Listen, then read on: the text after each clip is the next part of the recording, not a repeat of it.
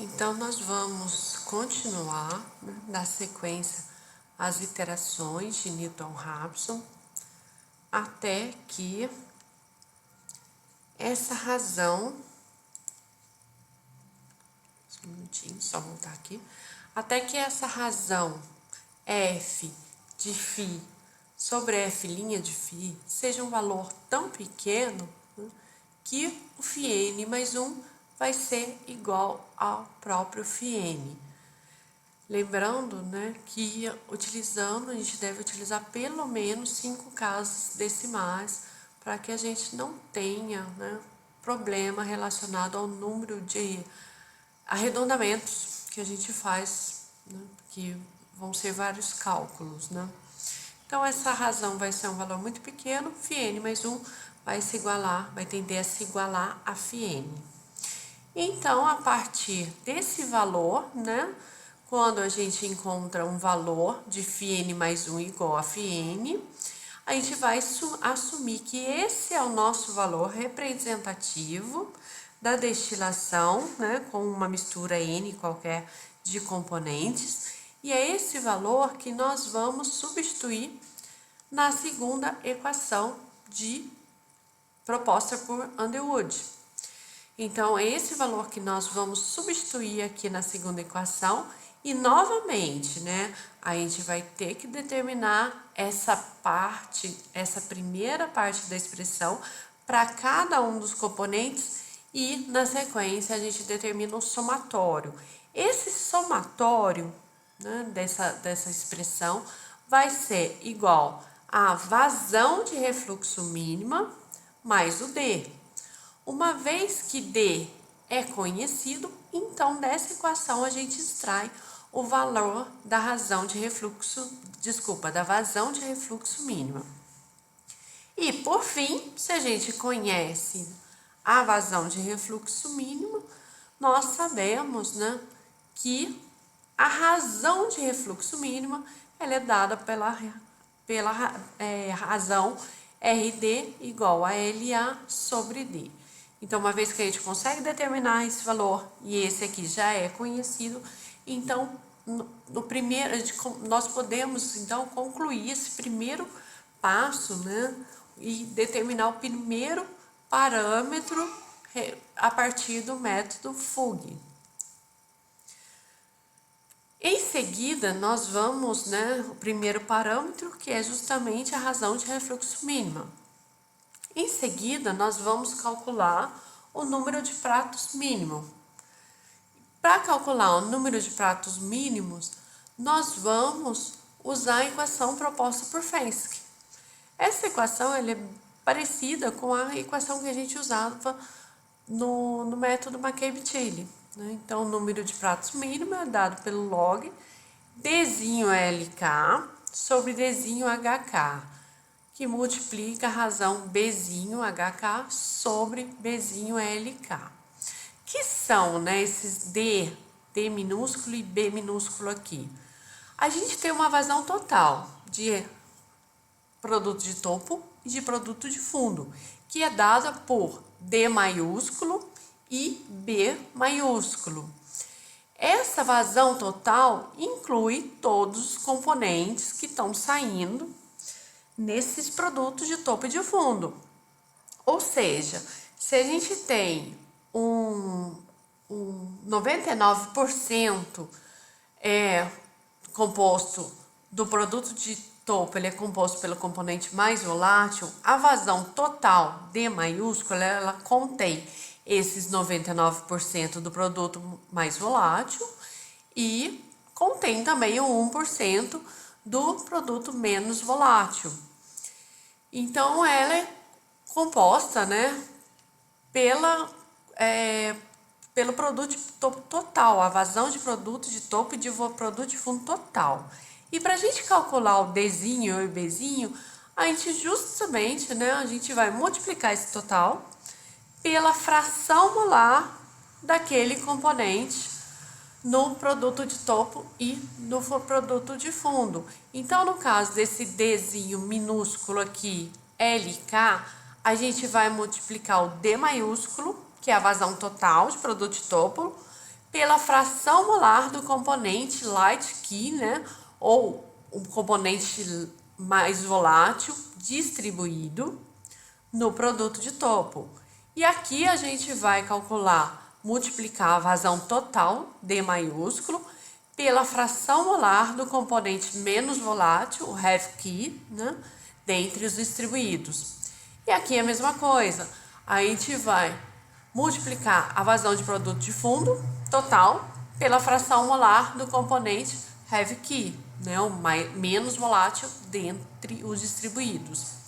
E aqui a vazão total de produto de fundo multiplicada pela fração molar do componente light key, ou seja, o mais volátil dentre os distribuídos. E o valor de volatilidade que nós vamos substituir aqui é do componente, né, mais volátil entre os distribuídos, né, ou light key. Então, substituindo todos esses valores, né, a gente determina o número de pratos mínimo que essa coluna deve ter. Uma vez determinado o número de pratos mínimo e a razão de refluxo mínima, a gente vai seguir para a determinação do número de pratos total, que é, no caso do método McCabe-Tilly, né, a gente fazer isso primeiro.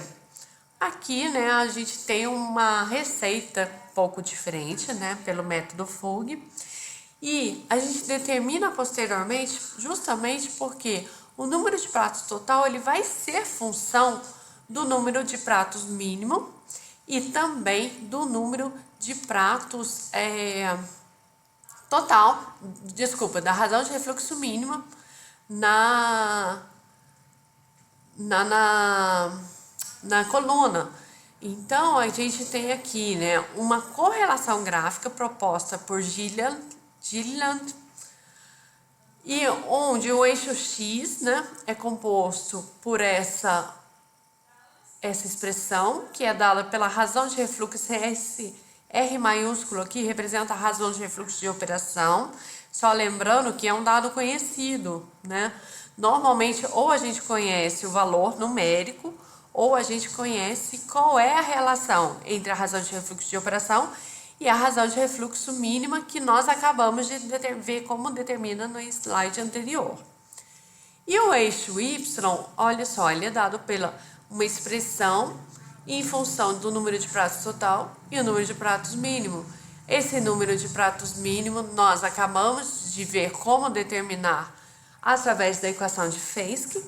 Então, dessa expressão aqui, a gente vai tirar o quê? O número de pratos total. E essa curva, veja bem, isso aqui, né, é uma curva obtida a partir de dados experimentais, né? Então, a gente tem uma região aqui, né, onde essa variação é praticamente linear, bem no comecinho aqui da curva, né? E aqui no final também a gente já tem outro tipo de variação da curva, também, né? Praticamente uma variação linear. E aqui a gente já tem a faixa, né? Maior faixa da curva, aí a gente tem já uma variação de x em função de y diferente. Então, o que Gilliland propõe? Para cada uma dessas faixas, a gente tem uma expressão para calcular o y, que é representado por essa nossa equação aqui, em função de x. Então, em x nós já conhecemos todos esses parâmetros. Então, a primeira coisa que a gente vai determinar é a equação que representa o eixo x aqui no gráfico, né, de correlação de Gilliland. Uma vez que a gente determina, a gente vai verificar em qual faixa, né, de valores ele está. Então, aqui a gente tem uma faixa bem pequenininha, de 0 até 0,01, e a gente tem a equação correspondente para a determinação de y. Vou falar aqui por último, né, a gente também tem uma variação bem pequena, né, que é lá o nosso finalzinho da nossa curva, que é de 0,9 até x igual a 1, e a gente tem uma outra equação da reta, né, proposta por Gilliland para a gente fazer a determinação do y que vai representar essa expressão aqui. E a maior faixa, né, da curva é dada por essa expressão, onde a gente pode determinar também o valor de y. Uma vez que a gente determina esse y, né, primeiro a gente determina o x por essa expressão e a gente vai verificar em qual faixa de valor que ele se encontra. É claro que a probabilidade maior é de x se encontrar nessa faixa aqui, né? Então, a probabilidade maior que nós utilizemos essa expressão para a determinação de y. E uma vez que a gente conhece y, a gente vai igualar a essa expressão aqui, onde a gente já conhece o número de pratos mínimo e resta, então, a partir daí a gente só falta, então, a gente calcular o número de pratos total teórico na coluna.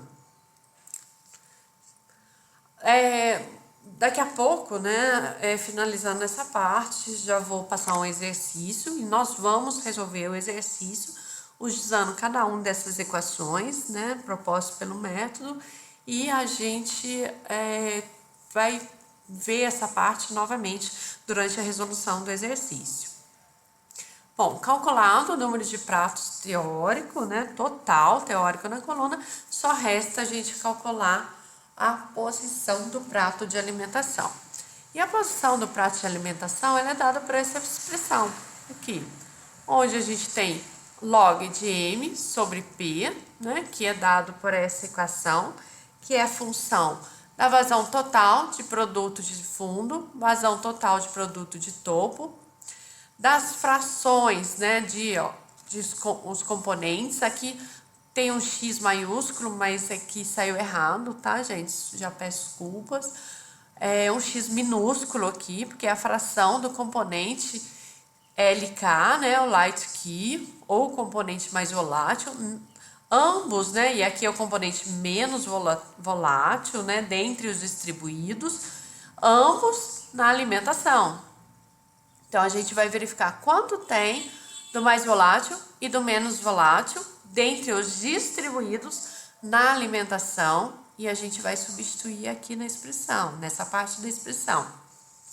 E a gente vai verificar também quanto a gente tem em termos de fração molar do componente mais volátil no produto de fundo e o quanto a gente tem em fração molar do componente menos volátil no produto de topo. E vamos substituir aqui nessa parte da expressão elevar ao quadrado. Nessa expressão, né, M vai ser o número de pratos acima do prato de alimentação e P representa o número de pratos abaixo do prato de alimentação. Então, claro, né, que a posição do prato de alimentação vai ser um valor localizado entre, né, M e P. Certo, gente? Então, dando sequência, agora, gente, eu vou colocar aqui, né, nós vamos começar a resolver um exercício para aplicar essa parte conceitual de destilação multicomponentes. Então, nesse exercício aqui, né, a gente tem uma alimentação total que é composta por 100 kmol por hora de uma mistura. Essa mistura é líquido saturado, então a gente já vai ver, mas aquela equação, né, de Underwood, onde aparece o Q, a gente já sabe que aquela parte 1 menos Q ela vai zerar, porque o nosso Q é igual a 1, né? Lembra que Q ele é a razão de líquido, ele é a razão de líquido presente na alimentação em relação à quantidade total da alimentação. Então, se a alimentação é toda líquida, o Q é igual a 1, 1 menos 1 vai zerar a segunda parte da expressão. E ela contém os componentes abaixo, né? Aqui não é especificado quais são os componentes, né? A gente só está dando uma sigla para eles, né? E a gente tem 3 componentes, né, total nessa destilação. É um número, né, reduzido, a gente vai utilizar aqui um exemplo mais simples, né? Onde a gente tem 3 componentes apenas.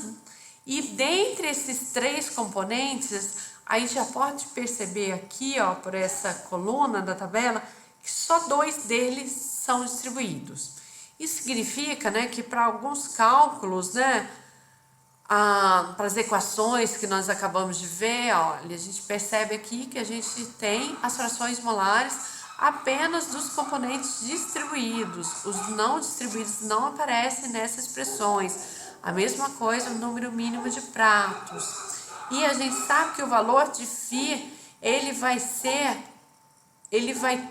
φ vai assumir um valor entre as volatilidades relativas dos componentes distribuídos. E se a gente observar lá, né, a última coluna, então a gente já pode prever que φ ele vai ter um valor entre 1 e 2,22. Ou seja, valores acima de 2,22 não tem sentido físico, porque a gente está considerando, né, a gente vai estar considerando um componente aqui que a gente já diz, né, nós já estamos afirmando que ele não é distribuído. Ou seja, se ele não é distribuído e aqui ele está acima, né, do componente mais volátil, então é um componente que a gente já prevê que ele tem uma volatilidade superior à dos demais, né, ó, a volatilidade relativa dele aqui 2,7. Então, em relação, né, lembra que a volatilidade relativa dos componentes, a gente sempre vai calcular em função do menos volátil dentre os distribuídos. Então, isso quer dizer que a volatilidade relativa, esse valor de volatilidade relativa aqui é em relação ao componente mais volátil de todos, o NC6, em relação ao componente heavy key, né? O menos volátil dentre os distribuídos. A mesma coisa aqui. Essa é a volatilidade relativa do componente NC7 em relação a NC8, né? Essa aqui do componente NC6 em relação ao NC8. E aqui o NC7 em relação ao NC8. E lembrando, né, que para o cálculo de φ, a gente não vai englobar esse valor, apenas, né, esses dois aqui. φ ele vai ter um valor entre 1 e 2,22. Então, essa mistura inicial, né, ela é submetida a um processo de destilação e a gente precisa determinar a razão de refluxo mínima, o número de pratos mínimo, o número total de pratos na coluna, né, que a coluna deve ter, teórico, e a posição do prato de alimentação. A gente precisa de um chute inicial para a gente começar a determinação de φ por Newton-Raphson. E aqui eu já estou passando no chute inicial, né? Uma vez que eu estou dizendo que vai ser um valor entre 1 e 2,22, não tem sentido a gente usar qualquer valor diferente dessa faixa aqui. Então, aqui, no caso, eu já estou determinando que o chute inicial vai ser igual a 1,2. E a razão de refluxo mínima deve ser 1,5 vezes superior, a razão de refluxo de operação, ela deve ser 1,5 vezes superior à razão de refluxo mínima. Então, mesma coisa, né? Como eu tinha comentado. Ou a gente conhece a grandeza numérica da razão de refluxo de operação, ou a gente conhece quanto a gente vai trabalhar, né? Qual é a margem de segurança que a gente vai trabalhar, ou seja, o quanto mais a gente vai ajustar a vazão de retorno para a coluna, para que essa razão de refluxo aqui, ela seja maior do que o valor mínimo. Isso para garantir, né, que a gente não tenha prejuízo em termos de pureza dos componentes. Então, tem aqui a tabela, né? Essa coluna correspondente a ZI, que é a mesma coisa que o XFI. Então, significa que na alimentação, a gente tem 0,4 em fração molar, do componente NC6, 0,35 em fração molar do componente NC7 e 0,25 em fração molar do componente NC8. Então, significa que desses 100 kmol por hora da alimentação, 40 vão ser do componente NC6, né? 35 do componente NC7 e 25 do componente NC8. Então, veja bem, a vazão, né, de cada componente, que aqui seria o nosso Dzinho, tá? Depois eu vou modificar os slides, mas aqui o F, né, em relação a um determinado componente, é igual ao F total multiplicado pela fração molar daquele componente na fase onde ele se encontra. Então, aqui no caso 0,4, né, multiplicado por 100. 0,35 multiplicado por 100, 0,25 multiplicado por 100. A mesma coisa, né, em relação à vazão de cada componente no produto de topo. Então, no produto de topo, por essa tabela, a gente sabe que 40 kmol por hora vai ser do componente NC6, 34 kmol por hora vai ser do componente NC7 e 1 kmol por hora apenas do componente NC8. Então, a gente já vê, né, que pela volatilidade menor desse componente aqui, ele vai sair em quantidade bem maior no produto de fundo. Só que 1 kmol por hora no produto de topo, a gente ainda não pode desprezar, ainda é uma quantidade considerável, por isso que ele é considerado um componente distribuído. Aqui a gente não tem a presença, e isso justifica o fato, né, de nós não considerarmos esse componente NC6 como um componente distribuído, porque nós não temos a presença dele no produto de fundo, ou seja, ele é bem mais volátil que os demais, né? Então ele vai estar quase puro no produto, quase total, a presença quase na totalidade dele vai para o produto de fundo, né? Então, dos 40 kmols, a gente pode, que entra na coluna, a gente já assume que esses 40 kmols por hora vão sair no produto de topo e nada no produto de fundo. Do produto do componente NC7, 34 kmol sai no produto de topo e 1 kmol sai no produto de fundo, né? Aí por isso que a gente verifica que a volatilidade dele é maior. E o componente NC8, tendo em vista a volatilidade menor dele, apenas 1 kmol dele sai no produto de topo e 24 no produto de fundo. Então, somando, né, aqui a gente tem um total de 75, somando todos os componentes, aqui a gente tem um total de 75 kmols por hora, correspondente à vazão de produto de topo total, e um total de 25 kmols por hora, correspondente à vazão total de produto de fundo. Bom, então, verificando a tabela, a gente vai seguir para a solução. Primeiro passo, determinar o valor de φ, porque é o valor de φ que nós vamos utilizar na equação de Underwood para determinar a vazão de refluxo mínimo, né? O LAzinho mínimo. E a partir do LAzinho mínimo é que nós vamos determinar qual é o valor da razão de refluxo mínima. O chute inicial, então, tem que ser igual a 1,2. Então, Newton-Raphson, né, a gente tem uma equação, a nossa equação função de φ é dada por essa equação aqui. Então, esse termo, como o nosso Q, a nossa alimentação ele é líquido saturado, Q é igual a 1, então, essa parte aqui some da equação.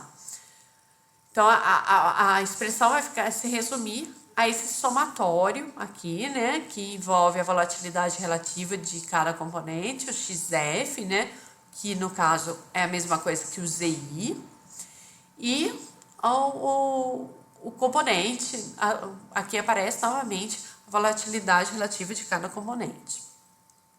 E a equação, a função derivada, né, é dada por essa expressão aqui. Então, para cada componente, nós vamos determinar a equação função e a equação F', né? para cada um dos componentes. E no final a gente vai determinar qual é o somatório, né, englobando todos os componentes. Então, partindo de um chute inicial, o que a gente vai pagar? Esse valor de 1,2 aqui, a gente vai substituir onde aparece o nosso φ. Então, a gente vai utilizar, né, substituir o alfa aqui dos nossos componentes. Atenção, né? Um detalhe. Aqui, para o cálculo de Newton-Raphson, a gente não vai desprezar o componente não distribuído. Ou seja, o primeiro que nós vamos substituir vai ser o alfa-i do componente NC6. Então, aqui a gente tem o XF, né, que é o ZI do componente NC6 também, né, 0,4. Aqui o alfa-i, que no primeiro componente vai ser 2,7. E aqui a gente vai substituir por 1,2. Mesma coisa na equação derivada, né? Aqui a gente vai substituir por 2,7, aqui 0,4, aqui 2,7 de novo e o nosso chute inicial que vai ser 1,2. Então, a gente vai, para o segundo componente, a gente vai verificar, né, que o alfa-i vai ser 2,22, XF 0,35 e aqui o nosso chute inicial permanece igual a 1,2. E a mesma coisa para a função derivada. E no final, né, quando nós fizermos esse cálculo para todos os componentes, a gente vai calcular o somatório, que vai corresponder à função f de φ, e o somatório, né, aqui, que vai corresponder à função f' de φ. E o nosso φ2, né, o φ1 vai ser 1,2. O nosso φ2 vai ser φ1, que vai ser 1,2, menos a razão, f de φ sobre f' de φ. E a gente vai verificar que o nosso, a gente vai obter um valor diferente, né, de φ2 em relação ao φ1. Ou seja, o φ2 vai ser diferente de φ1. No caso aqui, né, no nosso exemplo aqui, né, o φ2 ele vai ser igual a 1,16903, ou seja, ele é bastante, né, diferente de 1,2. Lembra que o requisito é que pelo menos em 5 casas a gente tem essa igualdade em pelo menos 5 casas. Então, como φ2 é diferente de φ1, a gente vai seguir para a terceira iteração, sendo que na terceira iteração, o valor de φ que nós vamos substituir na equação função e na equação f' agora é esse valor de φ2 aqui que nós obtivemos na segunda iteração. Os demais valores para cada um dos componentes seguem iguais, mas o valor de φ que nós vamos substituir aqui vai ser o φ2. E com isso a gente vai seguir a terceira iteração e vai encontrar o valor de φ3. φ3 também vai ser diferente de φ2, né? Não coloquei aqui os valores, mas já coloquei o resultado que apenas na quinta iteração é que nós vamos conseguir alcançar a convergência dos valores. Ou seja, o nosso φ5 vai ser igual a φ4, que é 1,1725. Aqui eu usei todas as casas, né, da calculadora, mas aproximadamente, né, φ5 igual a φ4, que é igual a 1,17255. Então, né, fazendo 5 iterações de Newton-Raphson, a gente consegue a convergência dos valores e nós sabemos que esse é o valor de φ que vai representar. Lembra que φ ele é um valor, ele precisa ser um valor representativo das todas as volatilidades relativas envolvidas no processo de destilação. E no caso, o nosso φ, que vai representar todos os componentes, vai ser igual a esse valor aqui. Então, é esse valor que nós vamos substituir na segunda equação proposta por Underwood, que é esse daqui, né? Para fazer a determinação para determinar a vazão de refluxo mínima. Então, substituindo φ aqui, né? Então, esse valor vai ser fixo, né? Esse valor de φ5 aqui, nós vamos substituir. E para cada um dos componentes, a gente vai ter, né, um valor correspondente a essa expressão aqui. E no final, nosso somatório, considerando... Desculpa, passei aqui sem querer. E no final, nosso somatório, considerando os 3 componentes, vai ser igual a 136,972. Esse valor, né, que corresponde a essa expressão aqui, pela equação de Underwood, é igual a LA mínimo mais D. O valor de D a gente já conhece, né? Lá na primeira tabela, D é igual a 75 kmol por hora. Então, se essa expressão somatório, né, considerando φ 1,17, né, esse valor de aproximadamente 1,17, e calculando essa expressão para cada um dos componentes e, por último, o somatório de todos os componentes, a gente encontra essa grandeza. E se a gente conhece o D, basta que a gente substitua aqui nessa expressão e a gente vai encontrar aqui a vazão de retorno para a coluna, lá no topo da coluna, nesse processo, ela vai ser igual a 61,972. Se a gente sabe, né, que desde o início, que nós começamos a ver destilação com a retificação, que a razão de refluxo mínimo é dado pela vazão de refluxo mínima sobre D, ou seja, o que volta para a coluna e em relação ao que sai da coluna. Então, né, esse valor de 61,972 dividido por 75 corresponde à vazão de produto de topo, a gente vai encontrar a razão de refluxo mínima, que é 0,826 nesse processo. Feito isso, a gente vai determinar o número de pratos mínimo. Número de pratos mínimo que a gente determina, né, pela equação de Fensky. Então, a gente vai verificar, né, quais são esses valores, cada parâmetro desse da equação de Fensky, e a gente obtém todos esses valores lá da tabela que foi dada no enunciado do exercício.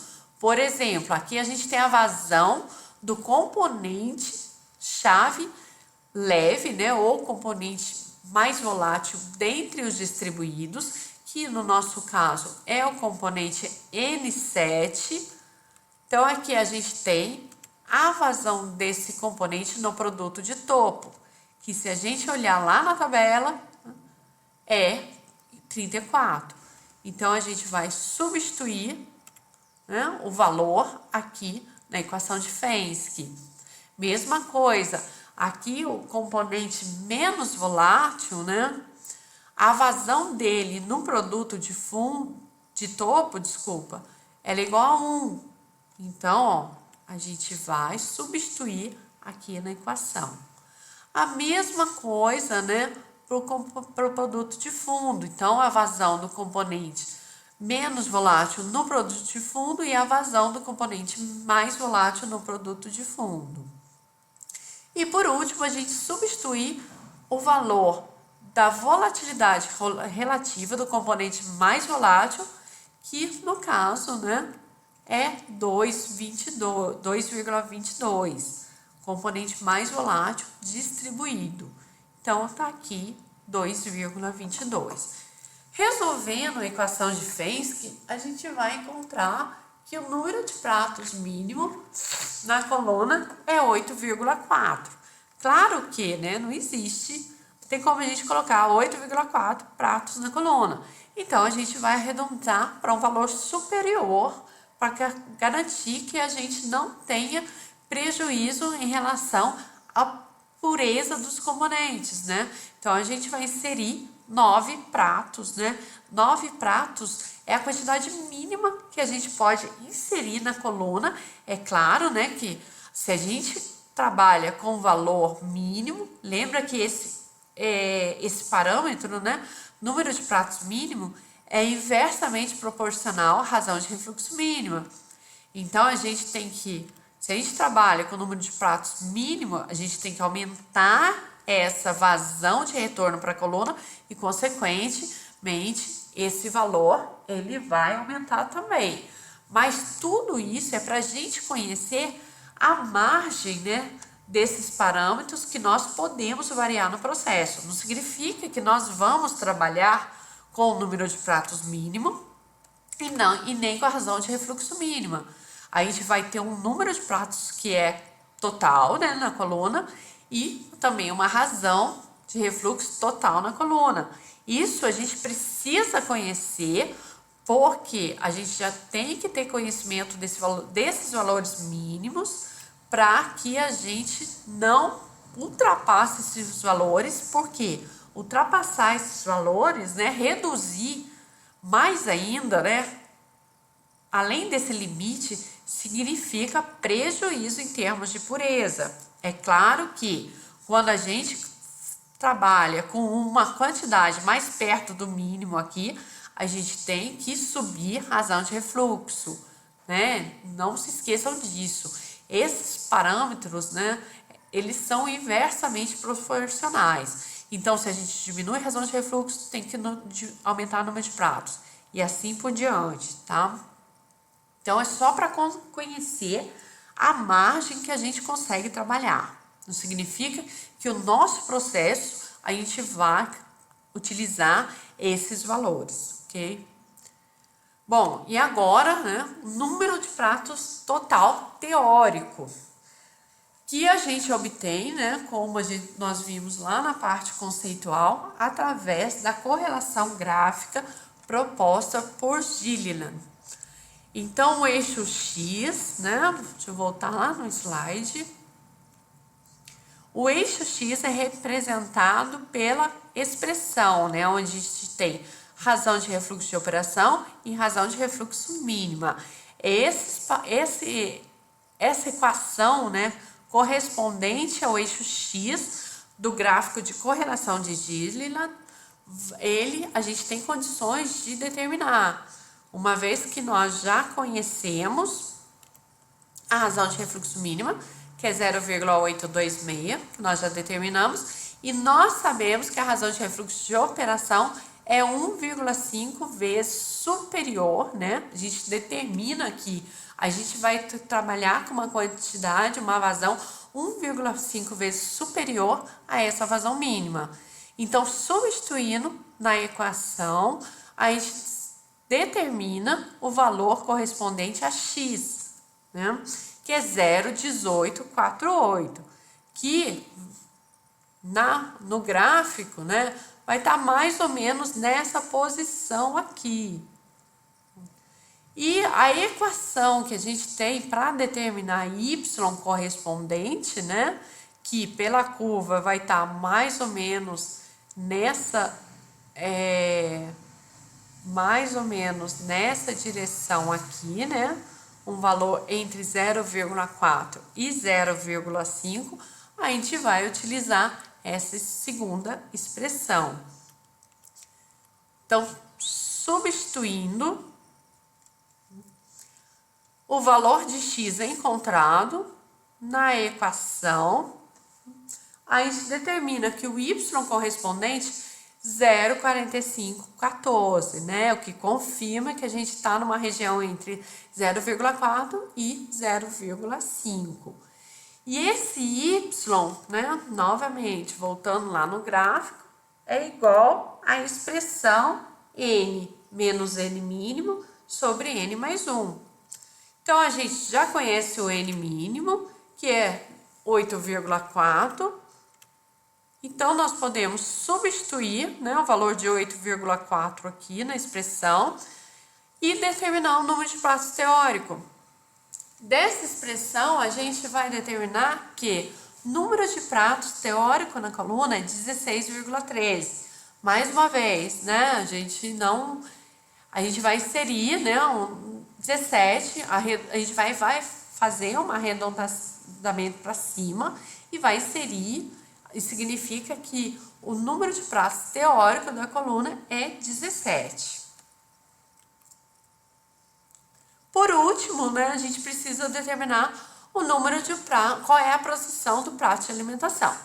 Então, a gente vai utilizar a expressão, né, log de m sobre p, né, e substituir todos os valores, né, que nós conhecemos aqui nessa expressão. Todos esses valores a gente consegue extrair da tabela dada lá no enunciado do exercício. Então, a gente sabe que M vai ser o número de pratos acima do prato de alimentação e P o número de pratos abaixo do prato de alimentação. Então, a gente vai extrair, né? B é de 25 kmol por hora, D, razão de refluxo total, 75 kmol por hora, né? A gente tem uma quantidade maior de produto de topo em relação ao produto de fundo. E a gente tem, né? A gente vai substituir aqui a fração molar do componente menos volátil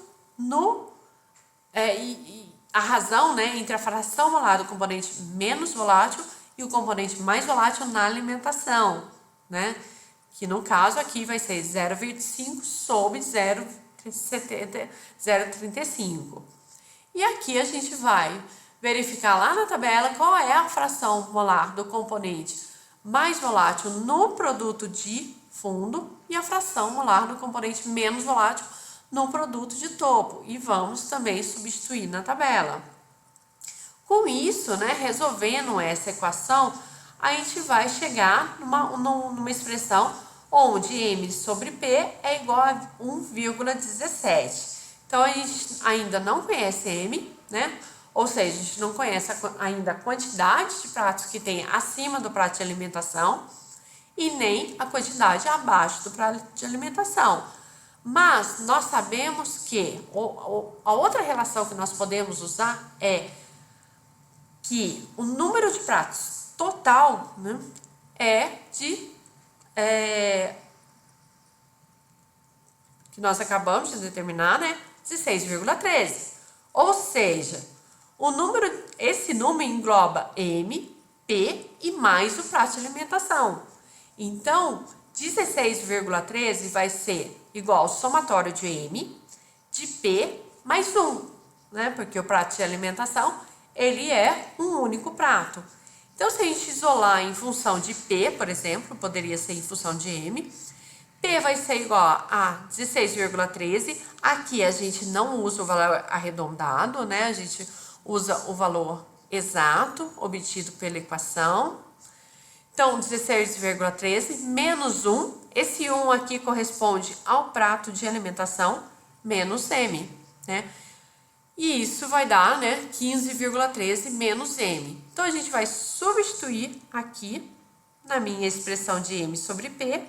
E daqui a gente vai encontrar que M vai ser igual a 8,15. Arredondando para cima, a gente tem uma quantidade de 9 pratos. E P é 6,9, ou seja, arredondando para cima, a gente tem uma quantidade de 7 pratos. Então, significa que a gente tem 9 pratos acima do prato de alimentação e 7 pratos abaixo do prato de alimentação. E isso significa, então, se a contagem é feita sempre do topo para o fundo da coluna, o prato de alimentação ele vai ser o 10º prato da coluna. E se a gente considerar aqui, ó, 9 pratos acima com mais 7 abaixo, dá um total de 16, mais o prato de alimentação, arredondando, né, dá o nosso total de 17 pratos na coluna, que confirma, né, o valor que a gente determinou anteriormente. Bom, pessoal, com isso a gente finaliza, né, essa parte de destilação multicomponentes. E a gente, com esse exercício, né, pedir para vocês que refaçam, né, o exercício. Qualquer dúvida, né, que tiver em relação ao exercício, pode me perguntar nas próximas aulas, né, que vão ser na próxima terça-feira à noite, na quarta à noite. Qualquer dúvida que vocês tenham em relação a essa parte de destilação multicomponente, eu vou deixar no início da aula aberto para vocês tirarem dúvidas. E em seguida, a gente vai passar para absorção. Então, com essa parte de destilação multicomponentes, a gente encerra, né, o conteúdo de destilação. É lógico que dentro de destilação multicomponentes teria muitos outros casos que nós poderíamos ver, mas nós infelizmente não conseguimos, né? Aqui a gente está vendo um caso, né, que é dado por 3 componentes apenas, sendo que desses 3 apenas 2 são distribuídos.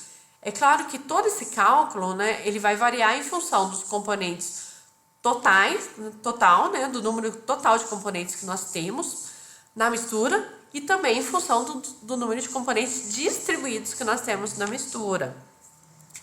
Mas, né, nós conseguimos ver uma situação, né, e a base teórica, né, para os demais cálculos, ela segue a mesma, né, o que vai modificar um pouco são as equações. Mas, infelizmente, a gente não consegue ver tudo, né, dentro do curso, né, de um curso semestral. Então, a gente ainda precisa ver a absorção, a gente ainda precisa ver a parte de extração líquido-líquido e a parte também de cristalização, né, de adsorção e cristalização. Então, todos esses tópicos a gente precisa, né, compilar dentro de um curso semestral. Então, por isso que nós não conseguimos ver todas as possibilidades possíveis, principalmente em destilação. Em destilação existe muitas possibilidades, né? Então, com isso a gente vai encerrar a parte de destilação, porque na aula seguinte a gente já vai começar a ver, né, um novo conteúdo que é a absorção, um novo processo, tipo de processo que é a absorção. Então, né, eu vou deixar essa aula já gravada, né, no e-aulas. Se vocês tiverem dúvidas, podem, a parte inicial da próxima aula eu vou deixar aberto para vocês tirarem dúvidas em relação a essa parte, né? E assim que a gente finalizar, aí a gente segue para iniciando um novo tópico de absorção, tá bom? Bom, pessoal, por hoje só, né? Então, até a próxima semana e até a nossa próxima aula, tá? Um abraço a todos.